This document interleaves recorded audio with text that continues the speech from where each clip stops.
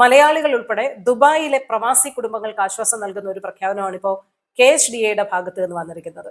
അത് ദുബായിലെ സ്വകാര്യ സ്കൂളുകളിലെ ഫീസ് വർധനയുമായി ബന്ധപ്പെട്ട കാര്യമാണ്. KHDA പുതിയ തീരുമാനം അനുസരിച്ച് അടുത്ത വർഷം സ്വകാര്യ സ്കൂളുകളിൽ ഫീസുകൾ ഒരു തരത്തിലും കൂട്ടില്ല എന്നുള്ള ഒരു പ്രഖ്യാപനമാണ്, അറിയിപ്പാണ് വന്നിരിക്കുന്നത്. ഹിസൈന ഷെയ്ഖ് ഹംദാനുമായി ബന്ധപ്പെട്ട അംഗീകാരം ലഭിച്ചതോടെയാണ് ഇത്തരത്തിലുള്ള ഒരു തീരുമാനം KHDA എടുത്തിരിക്കുന്നത്. ദുബായിലെ വ്യത്യസ്തമായിട്ടുള്ള മേഖലകളിലേക്കായി വലിയ രീതിയിലുള്ള ഒരു സാമ്പത്തിക ഉത്തേജന പാക്കേജ് ഹിസൈന ഷെയ്ഖ് ഹംദാൻ അംഗീകാരം നൽകിയിരുന്നു. ആകെ ഒരു 150 കോടിയുടെ പാക്കേജാണ് അദ്ദേഹം പ്രഖ്യാപിച്ചത്. ഏകദേശം ഒരു 33 മേഖലകൾക്ക് ഗുണം ചെയ്യുന്നതാണ്. ഇതിലാണ് വിദ്യാഭ്യാസ മേഖലയ്ക്ക് വലിയ രീതിയിലുള്ള ഇളവുകളും കാര്യങ്ങളും നൽകിയിരിക്കുന്നത്.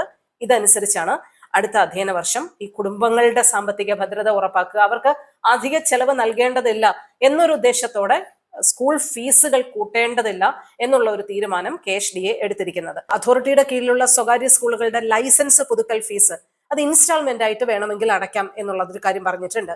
പിഴകൾ ഒടുക്കുന്നതിന് ഇളവുണ്ട്. നേഴ്സറി സ്കൂളുകൾക്ക് ലൈസൻസ് പുതുക്കൽ ഫീസിൽ നിന്നും പിഴകളിൽ നിന്നും പൂർണ്ണ ഒഴിവാക്കൽ നൽകിയിട്ടുണ്ട്. ദുബായ് മുനിസിപ്പാലിറ്റിയുടെ മാർക്കറ്റ് ഫീസിൽ നിന്നും ഈ നഴ്സറി സ്കൂളുകളെ ഒഴിവാക്കിയിട്ടുണ്ട്.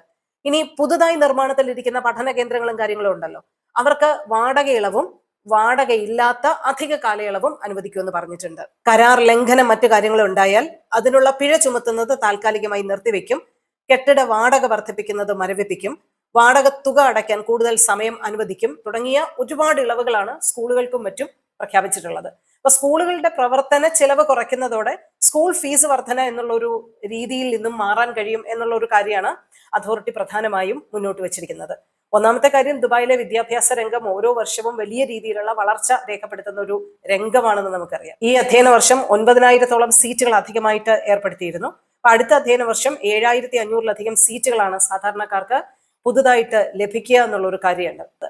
എന്തായാലും സാമ്പത്തിക ഉത്തേജന പാക്കേജ് അനുസരിച്ച് അതിന്റെ പ്രയോജനം ലഭിക്കുന്നതോടെ ദുബായില് സ്വകാര്യ സ്കൂളുകൾ അടുത്ത വർഷം ഒരു തരത്തിലുള്ള സ്കൂൾ ഫീസ് വർധനവും വരുത്തുകയില്ല എന്നുള്ളൊരു കാര്യമാണ് KHDA ഇപ്പോൾ പ്രഖ്യാപിച്ചിരിക്കുന്നത്.